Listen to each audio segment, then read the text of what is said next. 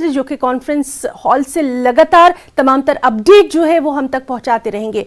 और इस वक्त की सबसे अहम खबर अपने नाज़रीन को दे दें। नेशनल कॉन्फ्रेंस के सदर डॉक्टर फारूक अब्दुल्ला ने इस्तीफा दे दिया है। तो इस वक्त की बेहद अपने तमाम नाज़रीन को दे दें। एनसी के सदर डॉक्टर फारूक अब्दुल्ला ने इस्तीफा दे दिया है। सदर के ओहदे से उन्होंने अपना इस्तीफा दिया है। सदर के लिए इंतखाब अब 5 दिसंबर को होगा। आपको बता दें कि उमर अब्दुल्ला बन सकते हैं पार्टी के नए प्रेसिडेंट। तो इस वक्त की बेहद अहम खबर जम्मू कश्मीर की सियासत से, जहां नेशनल कॉन्फ्रेंस के सदर डॉक्टर फारूक अब्दुल्ला ने अपने ओहदे से इस्तीफा दे दिया है और सदर के लिए इंतखाब अब 5 दिसंबर को होगा। और इस बीच ये भी खबरें हैं कि उमर अब्दुल्ला बन सकते हैं पार्टी के नए सदर।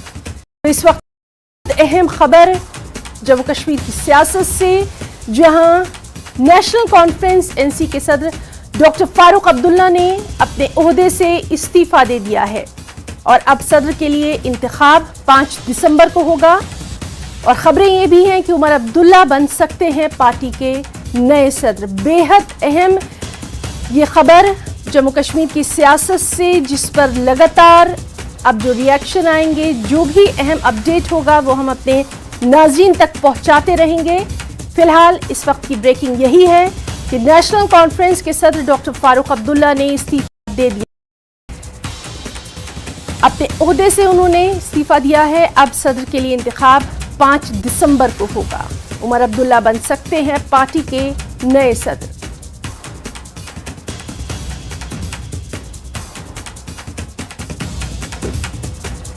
इस वक्त हमारे साथ मौजूद है हमारे साथी समीर भट्ट। समीर, सियासत की दुनिया से सबसे अहम खबर यही है, तफसीलात चाहेंगे। देखिए, फारूक अब्दुल्ला, ये सही बात कही आपने। डॉक्टर फारूक अब्दुल्ला बहुत ही दिग्गज नेता, नेशनल कॉन्फ्रेंस के 3 बार चीफ मिनिस्टर रहे हैं, अभी प्रेसिडेंट थे नेशनल कॉन्फ्रेंस के। उन्होंने रिजाइन दिया है। कल शाम को नगर में उनकी एक मीटिंग थी अपने जो लीडरान हैं, वर्करान, उनके सामने, और उमर अब्दुल्ला भी उस मीटिंग में थे। तो उन्होंने वहाँ पे अपनी स्पीच की और लास्ट में उनको जब बोलने का जब उन्होंने बोला तो उन्होंने अपने वर्कर्स को बोला कि क्योंकि उनका हेल्थ अब ठीक नहीं है और इसलिए वो अब इस ओहदे से जो है वो रिजाइन कर रहे हैं एज ए प्रेसिडेंट। वो अब नहीं कंटिन्यू कर सकते क्योंकि उनका हेल्थ अब नहीं काम कर रहा है, वो परमिट नहीं कर रहा है। और जो नए वर्कर हैं, जो लीडरान हैं, उनको अब इसकी बागडोर संभालनी पड़ेगी। तो उस पर बहुत इमोशनल स्पीच उन्होंने दी है जो नगर में। और उसके बाद अब पार्टी ने ये फैसला किया है कि 5 दिसंबर को नए प्रेसिडेंट का इलेक्शन होगा, जिसमें नए सदर का चुनाव किया जाएगा। और जो पार्टी के जो लीडरान हैं वो ये कह रहे हैं कि मोस्ट प्रोबेबली उमर अब्दुल्ला ही अब उनकी जगह ले लेंगे।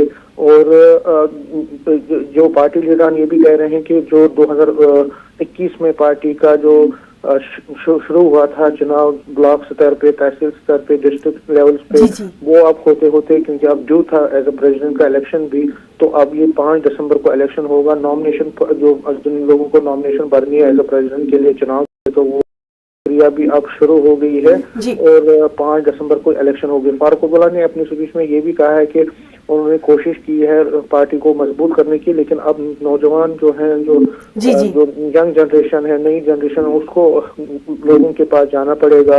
लोगों की प्रॉब्लम्स को, लोगों के किस तरह से पार्टी को और मजबूत करना, और जो लोगों के इश्यूज को उनको उठाना, वो अब उनका फर्ज है और वो मार्गदर्शन करते रहेंगे। उन्होंने ये भी कहा कि 5 दिसंबर तक वो एज ए प्रेसिडेंट चुनाव, एज ए प्रेसिडेंट पार्टी के लिए काम करते रहेंगे, लेकिन 5 दिसंबर के बाद नया जो है प्रेसिडेंट को पार्टी का होगा। और मैंने कहा कि उमर अब्दुल्ला को नया प्रेसिडेंट बनाया जा सकता है। और ये एक फारूक अब्दुल्ला ने जिस तरह से पार्टी को मजबूत किया, फारूक अब्दुल्ला का एक नाम है, उनका सिर्फ पार्टी में ही नहीं बल्कि पूरी रियासत में और पूरे कंट्री में उनका अपना एक शख्सियत का एक अपना पर्सोना है, जिसकी बदौलत वो जाने जाते हैं और उनको हर किसी पार्टी में इज्जत की निगाह से देखा जाता है। लोगों में भी बहुत पॉपुलर है फारूक अब्दुल्ला। और अब क्योंकि वक्त जो एज का भी है, क्योंकि अब वो उस बिल्कुल समीर आप हमारे साथ बने रहिए, क्योंकि जैसे कि तवक्को की जा रही थी, अब इस अहम खबर पर रिएक्शंस आने शुरू हो गए हैं। नाज़रीन को दिखाते हैं कि नेशनल कॉन्फ्रेंस के एक लीडर का इस पूरी खबर पर क्या कुछ कहना है। समीर, आप बने रहिए। देखिए, इसमें सीधी सी बात है कि हमारे जो मेंबरशिप हुई थी 2021 में, उसके बाद हमारे चुनाव तो ड्यू थे और उस चुनाव के साथ साथ हमारी ब्लॉक कमेटियां, देह कमेटियां, डिस्ट्रिक्ट कमेटियां बन के आ गई थी और प्रेसिडेंट का चुनाव होना है। तो उसमें फारूक साहब तो कंटिन्यू कर रहे थे और उन्होंने स्टेप डाउन किया है कि ताकि इलेक्शन का जो प्रोसेस है वो आगे चले, तो उस सिलसिले में उन्होंने फैसला ले लिया, तो कोई बुरी बात नहीं है। नेक्स्ट प्रेसिडेंट जो फॉरम के सामने आएगा और मुझे लगता है कि उमर साहब ही नेक्स्ट प्रेसिडेंट होंगे।